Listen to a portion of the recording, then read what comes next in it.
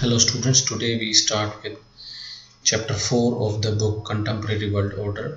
Now first I'm just going to give you the introduction about what we are going to study in this whole chapter. First we are going to study the definitions of alternative centers of power and the scenario after the Cold War.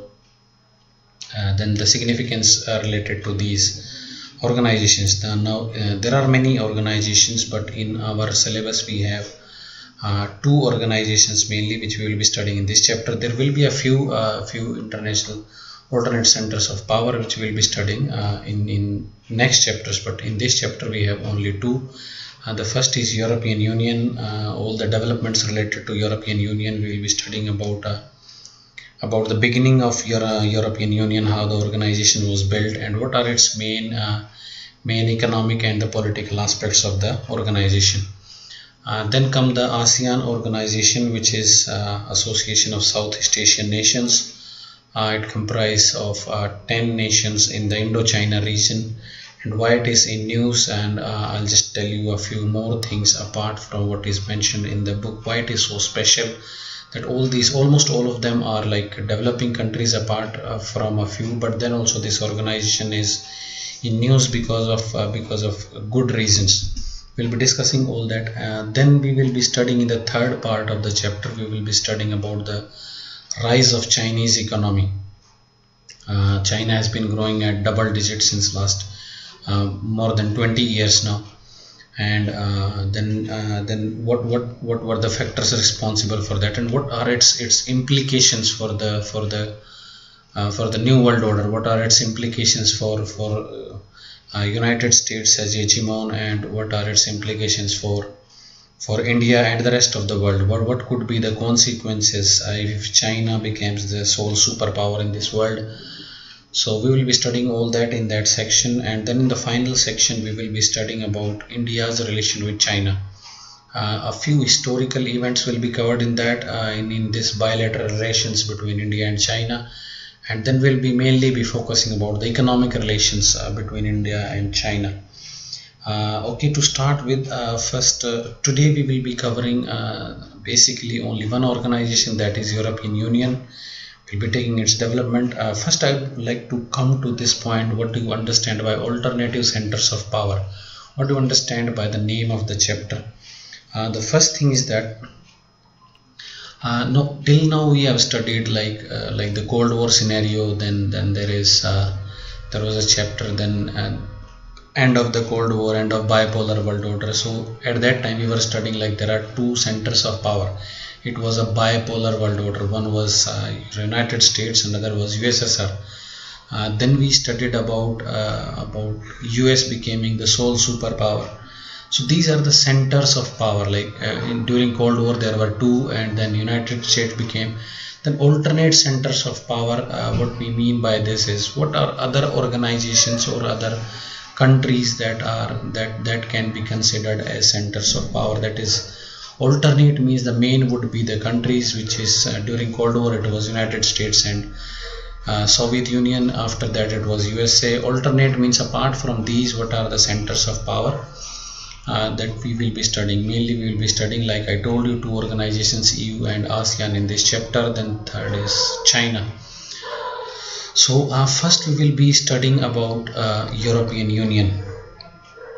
There are a few things that we will be studying about its economic aspect. Then we'll be studying about the political aspects of European Union, and which aspect is more important, which aspect is the central tenets of European Union. Now it says that as the Second World War came to an end, many European leaders grappled with the question of Europe.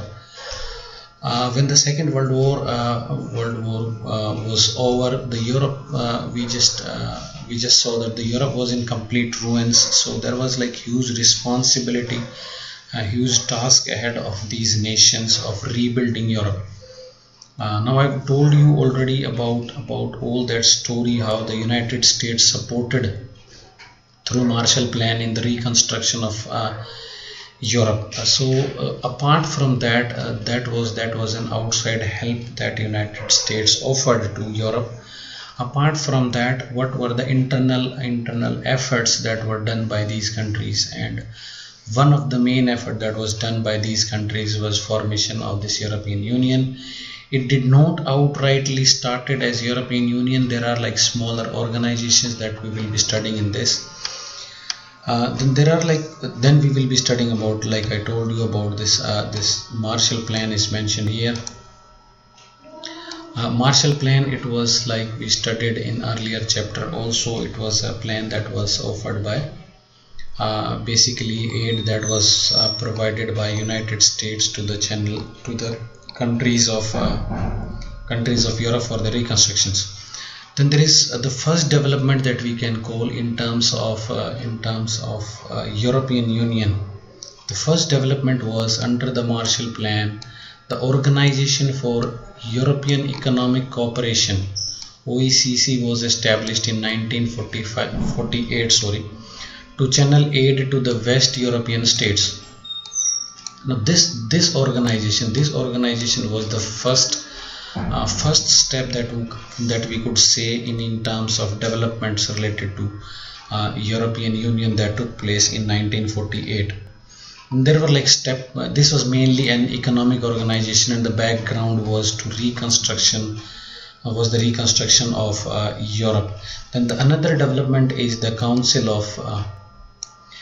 of Europe, established in 1949, was another step forward to the political cooperation among the European states.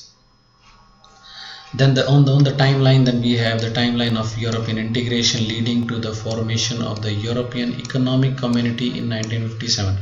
Now this economic community term is really important for us. Now we can see that the criteria for the background, the main criteria for the formation of these integration is the economic cooperation among European countries, that the reconstruction, like I told you. Okay, then there was like, once this economic integration was initiated, then there was another development, that was the political dimension with the creation of the European Parliament. What do you understand by this term European Parliament? Is in the sense that, like, we have our national parliament where our MPs are there.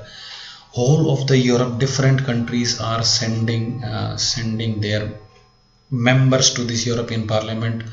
Different countries have got different seats. The national government will be sending members to this European Parliament, and it will be like our parliament functions. It will be functioning in the same way. So this was like sort of political integration of Europe, and then the final organization that we study today, the European Union. Like initially we studied about the economic integration of these countries, which took place in 1957. Then there was like political dimension was there, like common decision making on the behalf of all of Europe. Then finally there were like different developments that took place, and finally the organization of European Union came into existence in 1992. Let me just so the establishment of this is an important development. You may be asked in 1 marker question, establishment of European Union in 1992. So if outrightly you are asked about the question that when the European Union was formed, you will be writing 1992. The foundation was thus laid for a common foreign and security policy. I would like to emphasize on this part here.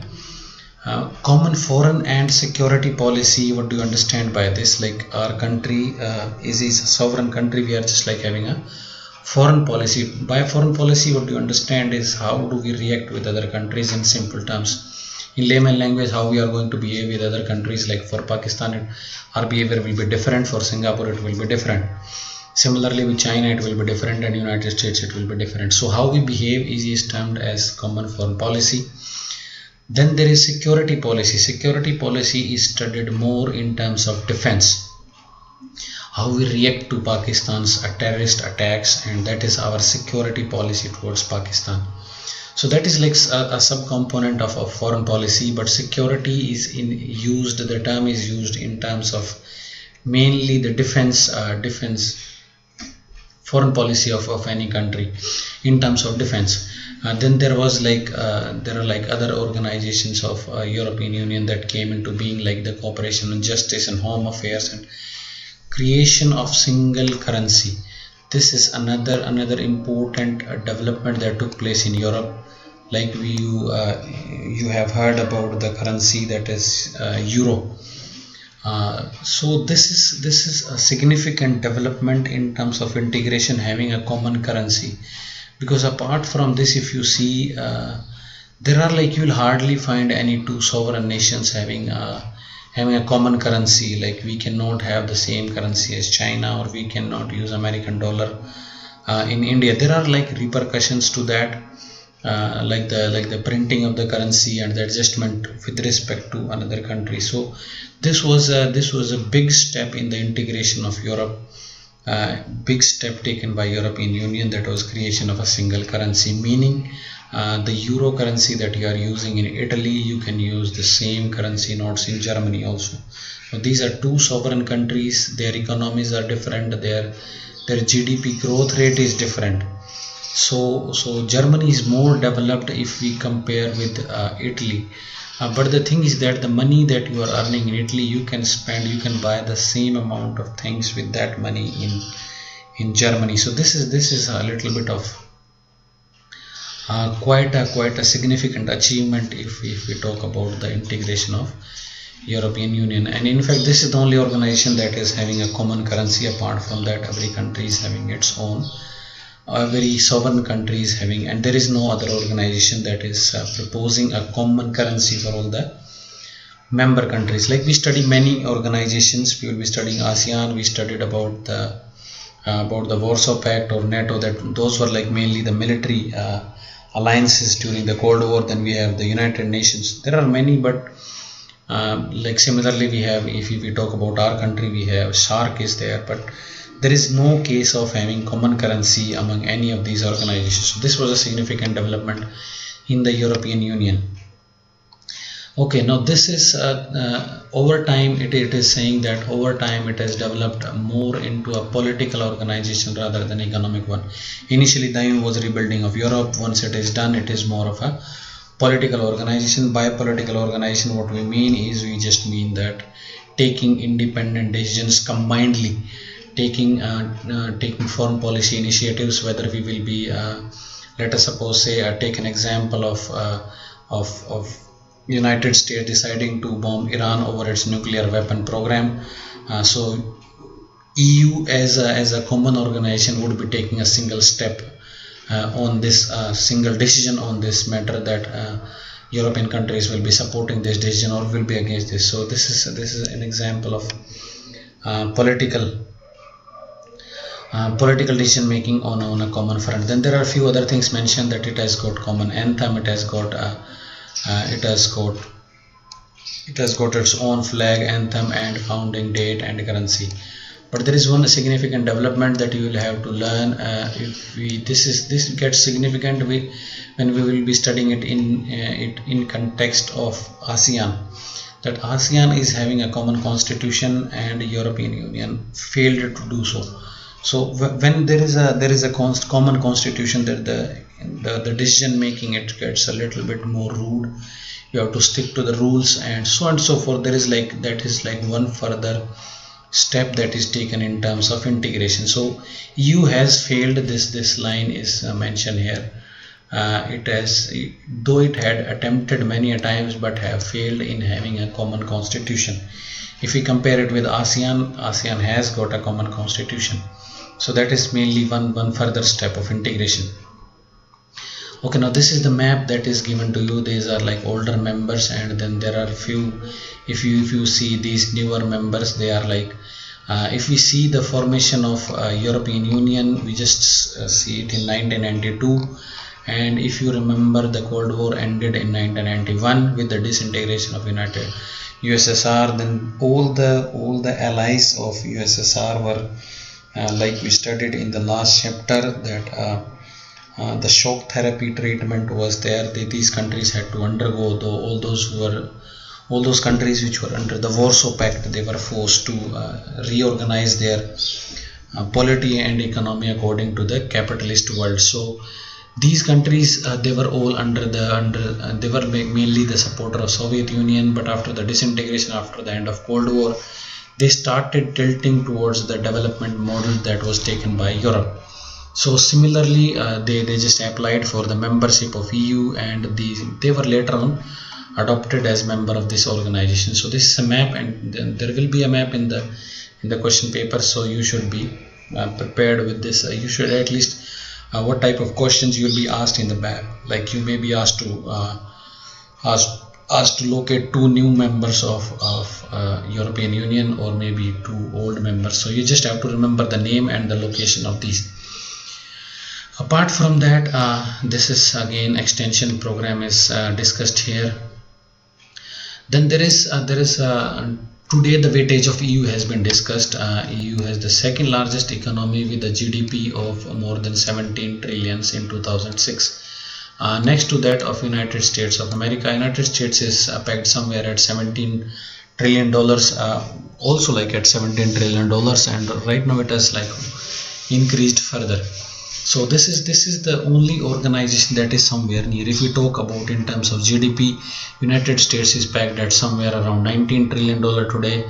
Then comes China, which is at like $11 trillion. So you can just see the gap between.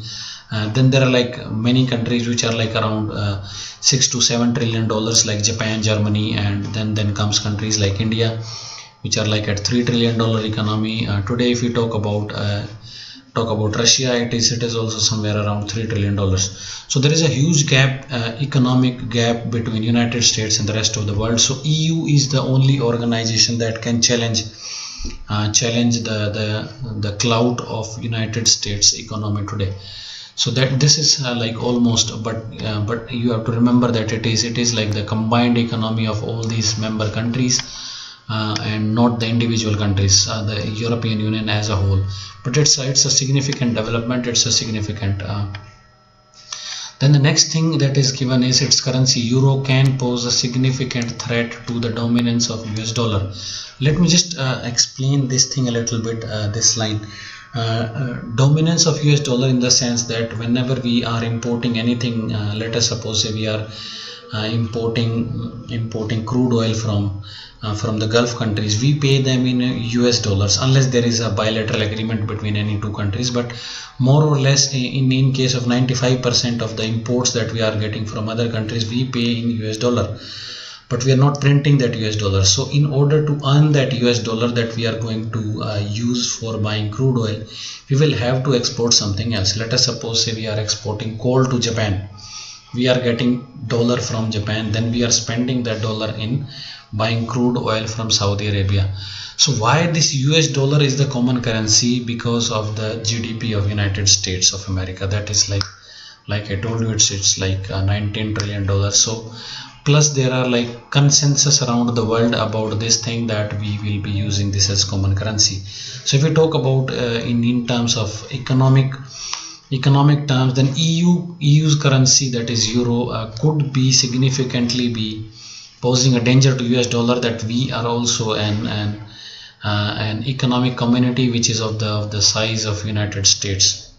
So in these terms, maybe in future course of time, if the countries they are like more in consensus with the European Union, they might start paying each other countries in terms of imports and exports. They might start dealing in currency of European Union, that is euro instead of dollar. So in those terms, it poses a significant threat to dominance of US dollar. Then the next thing is disputes with. Then there are like political influences about this. The euro, there are like political dominations that are discussed here, like I told you on Iran's nuclear program. With particular timeline to Iran, let me just explain you the event that took place some years back. That there are like many European countries plus United States. They just under the guise of United Nations, they entered into a nuclear deal with the country of Iran. What were the constituents of this deal was Iran would not be developing their nuclear weapons, and in exchange of that, these countries would be providing Iran the nuclear technology that it can use for peaceful use of nuclear energy. That is, for example, producing electricity. Instead of coal in the thermal power stations, nuclear power stations are installed, and so these countries under this treatment. But then there were like few allegations from United States that Iran has been developing nuclear weapons, and further taking steps on that, United States during Donald Trump administration decided to come out of that agreement. But at the same time, there were like many countries of the EU, and EU as an organization, it just like stepped back on that initiative of United States. So what these decisions they lead to is they just basically lead to now coming out of any agreement between two countries or any two organizations is not a good thing in international relations. Once you are agreeing to something and then you are again disagreeing to something, so this is not considered as a very well wise step by any country. So it was this step of United States, this step of Donald Trump was criticized by many European Union members, and they are still in agreement with Iran over this thing. They just wanted to, because war is not the solution.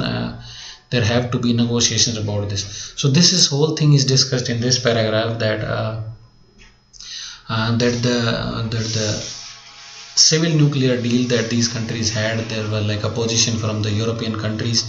So this is the EU took the decision to remain in that. So this is the threat to the policies of United States. Then there is another political dimension to this. There are like two members in the EU that are part of permanent five members of the United Nations. By this, what I mean is there are like we know there are like permanent five members in the P5 countries, which are United Nations Security Council. There are like total 15. We will be studying about this in the chapter related to structure of United Nations.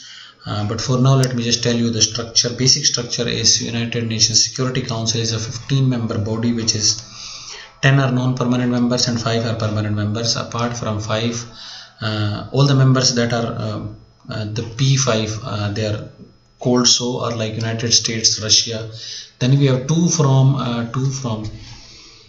Europe.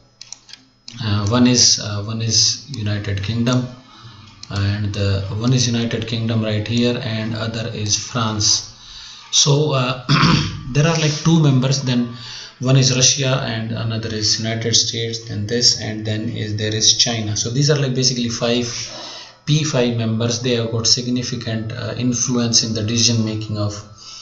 Basically what happens is there is no decision that the United Nations can take without the consent of these 5. If any one of them disagrees with the decision, whether the decision has been passed by whole of the UN Legislative Assembly, then also it can be blocked. So the political clout of the EU can be seen that there are two permanent members of European Union, that is France and United Kingdom, which are part of the UN. Permanent 5 UN Security Council permanent members. So how does this increases the influence of EU is whatever is the decision that is taken through United Nations, there are two countries who would be thinking for the benefit of EU. So if there is a step that is threatening the interests of, let us suppose, say, other members of EU, then these two could come forward and they could block their decision. So this is the political dimension of this. This is being discussed in this paragraph. Then the military part of it is EU's. Militarily, the EU combined forces are the second largest in the world, that is again after the United States. Its total spending on the defense is second after the US. There are few figures that you need to see from the last chapter, that is US hegemony, that the combined defense budget of United States is more than the next 9 nations. If you compare it on a list of 10, the combined defense budget of United States is more than the combined budget of the next 9. So EU as an organization is somewhere close to, so militarily it's a strong organization. Then there are like approximately 500 nuclear warhead it has, but these numbers are not so important. If you can remember them, then it is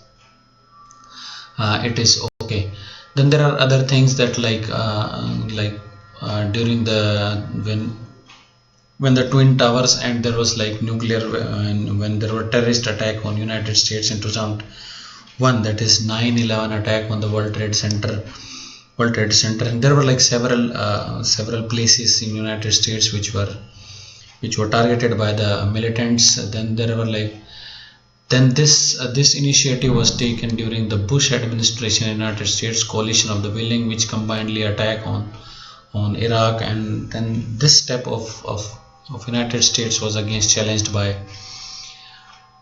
many European Union countries. And so this is against the importance of telling the importance of the steps that were taken by the European Union.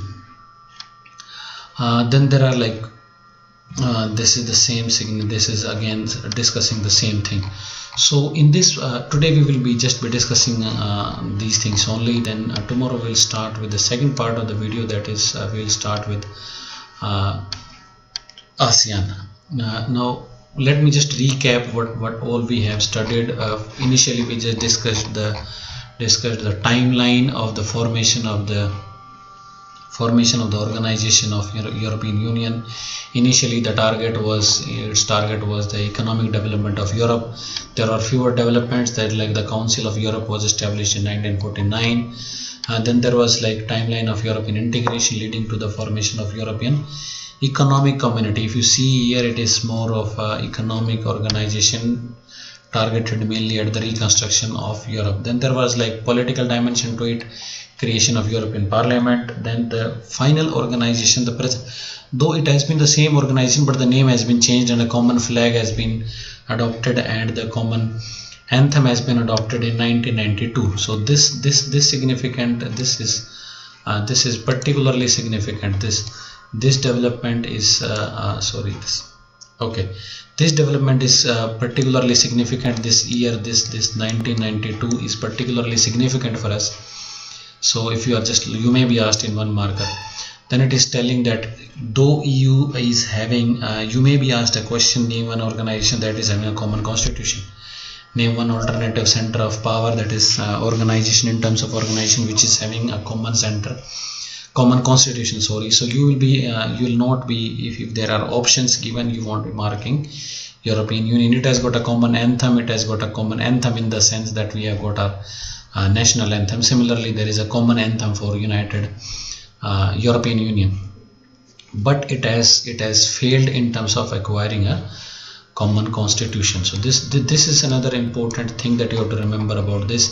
Then these are the countries in the map. You may be asked about to mark two new member countries that you will be asking. Then you may be asked to name the two countries which are permanent members of the Security Council from the European Union. So you will be marking as France and United Kingdom. So then there is like in economic terms, it has been discussed that it is almost equal to United States of America. Then there are like international decision and instances have been discussed. The military clout of EU has been discussed in this, that it is spending large amount of money, and the nuclear warhead, that is so you won't be directly asked questions like these about the military, but if you are asked to write a short note on EU, then you can just quote these two lines from this. Like militarily, the EU has combined forces which are second largest in the world, then it approximately 550 warheads. Try to write more concise points, try to provide more facts in your answers. Then there are like this term is important, coalition of willing. It was formed in the backdrop of 9/11 attack that was carried out by Osama bin Laden in the United States. The combined decisions. This initiative was taken by the Bush administration, George Bush, and it was like a coalition of willing in the sense there were like many countries, approximately 20 countries were there, which combinedly attacked these Middle East countries, targeting the military targeting the militant organizations So they just attacked Afghanistan, they just attacked Iraq, they were responsible for the regime change in Iraq during the regime of Saddam Hussein. So in our next lecture we will be starting with South Asian Association, Association of Southeast Asian Nations, that is ASEAN. We'll be discussing ASEAN also on the same lines that we discussed. That would be all for today, and that would be all for today. Thank you. Bye.